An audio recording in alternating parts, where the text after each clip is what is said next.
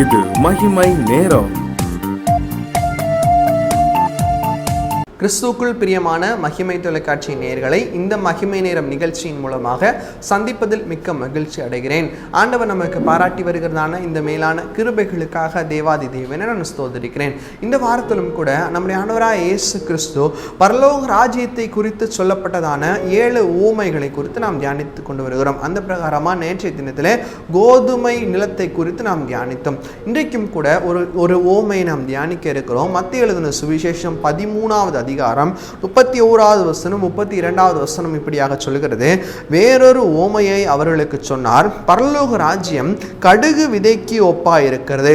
அதை ஒரு மனுஷன் எடுத்து தன் நிலத்தில் விதைத்தான். அது சகல விதைகளிலும் சிறியதாயிருந்தும் வளரும் போது சகல பூண்டுகளிலும் பெரிதாகி ஆகாயத்து பறவைகள் அதன் கிளைகளில் வந்து அடையத்தக்க மரமாகும் என்றார். பிரியமானவர்களே, இந்த இடத்துல பரலோக ராஜ்யத்தை கடுகு விதைக்கு ஆண்டவர் ஒப்பிடுவதை நாம் பார்க்க முடிகிறது. ஒரு கடுகு விதையை ஏன் ஆண்டவர் இந்த இடத்துல சொல்லியிருக்கிறார்? உலகத்தில் உள்ள வேற எந்த விதையை நீங்கள் எடுத்தாலும் அந்த விதைக்குள்ளாக ஒரு வெற்றிடம் காணப்படும். ஒரு மாங்காவனுடைய ஒரு விதையை எடுத்த வேண்டும் என்று சொன்னால் அந்த மாங்காவனுடைய விதைக்குள்ளாக ஒரு வெற்றிடம் காணப்படும். ஒரு மல்லியை எடுத்தோம் என்று சொன்னால் அங்கேயும் ஒரு வெற்றிடம் இருக்கும். எல்லா விதைகளுக்குள்ளாகவும் ஒரு வெற்றிடம் இருக்கும். உலகத்தில் உள்ள ஒரு சின்ன சப்பையாக இருக்கிற விதையை தவிர வேறு உருண்டையாக இருக்கிற எல்லா விதைகளுக்குள்ளாகவும் ஒரு வெற்றிடம் காணப்படும். ஆனால் இந்த கடுகு விதையில் அந்த வெற்றிடம் இருக்காது. அந்த கடுகு விதை ஒரு முழுமையான விதையாக இருக்கும். முழுவதுமாக ஒரு ஆட்கொள்ளப்பட்டதான ஒரு விதையாக இருக்கும். எனவே இந்த பரலோக ராஜ்யத்தின் முழுமையை இந்த கடுகு விதை குறிக்கிறதை நாம் பார்க்க முடிகிறது. இந்த கடுகு விதை ஒரு முழுமையின் அடையாளம். எனவே தான் ஆண்டவர் பரலோக ராஜ்யத்தை கடுகு விதைக்கு ஒப்பிடுவதை நாம் பார்க்க முடியும். 1 கிராம் கடுகை நாம் எடுப்போமானால் அதில் சுமார் 250 கடுகுகள் இருக்கும் என்று சொல்லி ஒரு ஆராய்ச்சியாளர் குறிப்பிடுவதை நாம் பார்க்க முடியும். அப்போ ஒரு சின்ன அளவாக இருந்தாலும் அதனுடைய பலன் மிகுந்த பெரிய பலனை கொடுக்கிறதாக இந்த கடுகு விதை காணப்படுகிறது. இந்த கடுகு விதையானது 2 தன்மை உடையதாக இருக்கும். ஒன்று செடி போன்று வளரும், மற்றொன்று அது பெரிய மரமாக கூட வளருகிறதாய் காணப்படும். இந்த 2 தன்மையுள்ள கடுகு விதையாய் ஆண்டவர் நம்ம எதிர்பார்க்கிறார். இதை நாம் வாசிக்கும் போது 32வது வசனம் சொல்லுகிறது.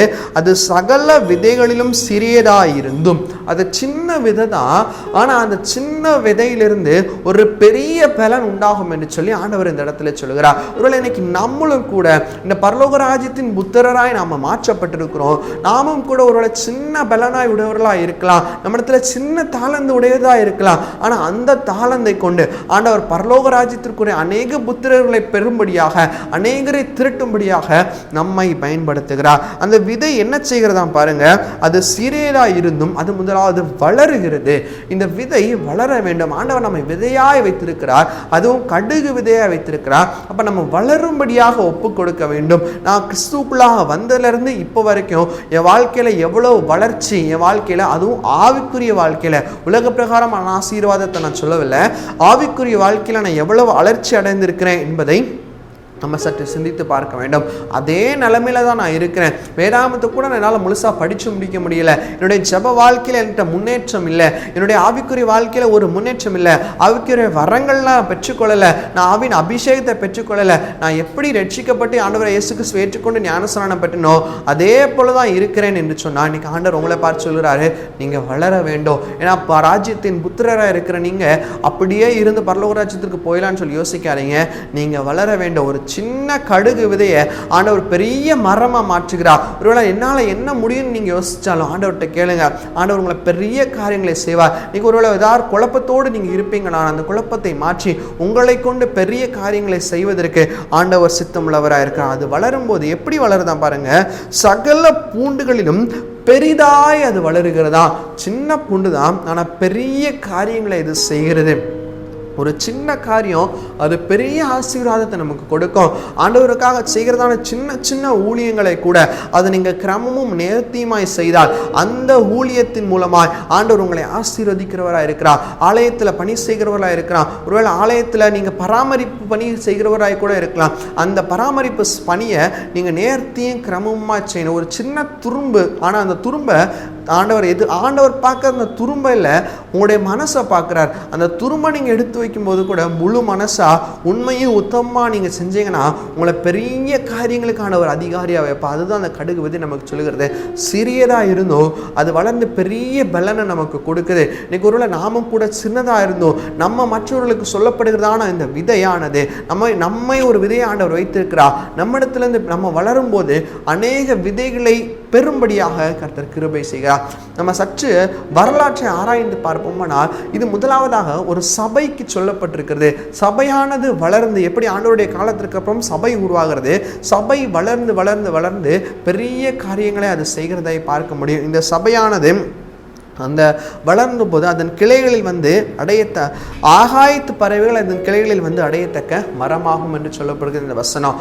ஆகாயத்து பறவைகள் என்பது அது நல்ல பறவையாகவும் இருக்கும், அநேக நேரத்தில் தீங்கான பறவையாக இருக்கும். எல்லா பறவையுமே, ஒரு சிட்டுக்குருவியும் அங்கே வந்து வளரும், ஒரு பெரிய கழுகும் அந்த இடத்துல வந்து இருக்கும். இப்போ எல்லா பறவைகளுமே அந்த மரத்தின் நிழலில் வந்து உட்காரும். அப்போ சபைக்குள்ளாக எல்லாருமே இருப்பாங்க, ஆனால் நம்ம கரெக்டாக நம்முடைய காரியத்தை இருக்கணும் என்று சொல்லப்பட்டிருக்குது. ஆனால் இப்போ புதிய ஏற்பாட்டின் காலத்தை பார்க்கும்போது நீங்களே அந்த சபை, நீங்களே நம்முடைய சரீரமாகிய சபை, நம்முடைய சரீரமாகிய ஆலயத்திற்குள்ளாக வாசமாக இருக்கிற ஒரு ஆண்டவர். அப்போ நம்மை கொண்டும் கூட ஆண்டவர் அநேகருக்கு ஆசீர்வாதமாய் மாற்றுகிறார்.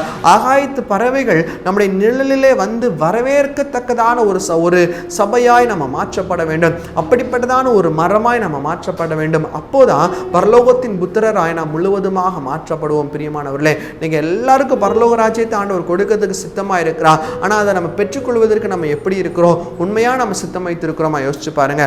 பறவைகளை வரவேற்கத்தக்கதான ஒரு மரமாய், மற்றவர்களை ஆண்டவருடைய ராஜ்யத்திற்குள்ளாக சேர்க்கத்தக்கதான ஒரு மரமாய் நாம் மாற்றப்படும்படியாக ஆண்டவர் நம்மை அழைக்கிறார். ஒரு கடுகு விதை பெரிய பலனை கொடுக்கிறது போல நாமும் கூட இன்னைக்கு ஒரு கடுகு விதையா இருக்கிறோம். நம்மை கொண்டு ஆண்டவர் பெரிய பலனை கொடுப்பதற்கு சித்தமுள்ளவராக இருக்கிறார். நம்மை நாமே ஆண்டவருக்கு அர்ப்பணிப்போம், பெரிய காரியங்களை செய்வதற்கு ஒப்பு கொடுப்போம். நம்முடைய கைகளை ஆண்டவர் ஸ்திரப்படுத்தி பலப்படுத்தி நம்முடைய கையை பிடித்து ஆண்டவர் பெரிய காரியங்களை செய்யும்படியாக நடத்துகிறார். அப்படிப்பட்டதான பலனை ஆண்டவரிடத்தில் எதிர்பார்ப்போம். கண்களை மூடி நம்ம செபிப்போம். எங்களை நேசிக்கிறதான நல்ல பிதாவே, அப்பா, கடுகு விதையை கொண்டு நீர் எங்களோடு கூட பேசுனீரப்பா. அந்த விதையானது வளர்ந்து பெரிதாகி ஆகாயத்து பறவைகளை தன்னிடத்தில் சேர்க்கிறது போல இன்றைக்கு இந்த உலகத்தில் ஒரு கடுகு விதையை போல எங்களை நீங்கள் வச்சிருக்கிறீங்கப்பா. நாங்களும் கூட ஆண்டவரேப்பா இந்த பெரிய பலனை கொடுக்கிறவர்களாய், இந்த சரீரமாகிய சபையில் நாங்கள் பெரிய பலனை கொடுக்கிறவர்களாக இருக்க கிருபை செய்யுங்கப்பா. நீங்கள் எங்களிடத்துல இந்த எதிர்பார்க்கிறதான பலனை நாங்கள் உண்மையும் உத்தமமாக நாங்கள் கொடுக்க ஆவியானவர் நீர் கிருபை தரும்படியாக செபிக்கிறோம். நேசிக்கிற பிதாவே, நீர் அப்படி செய்கிறதற்காக உங்களுக்கு கோடி ஸ்தோத்திரம் அப்பா. இந்த சின்ன விதையின் மூலம் கொண்டு பெரிய ஆசீர்வாதத்தை ஆண்டவர் நீ வச்சிருக்கிறீங்க. இந்த 2 வசனத்தை எங்களுக்கு நீங்க ஆழமா விளக்குனீங்க, உமக்கு நன்றியப்பா. இதை கேட்கிறவர்களாய் மாத்திரம் இராமல் அதன்படி செய்கிறவர்களாய் இருக்க நீர் எங்களுக்கு உதவி செய்யுங்கப்பா. மீட்பராமேசன் மூலம் ஜெபிக்கிறோம் எங்கள் ஜெபம் கேளும் நல்ல பிதாவே. ஆமென், ஆமென்.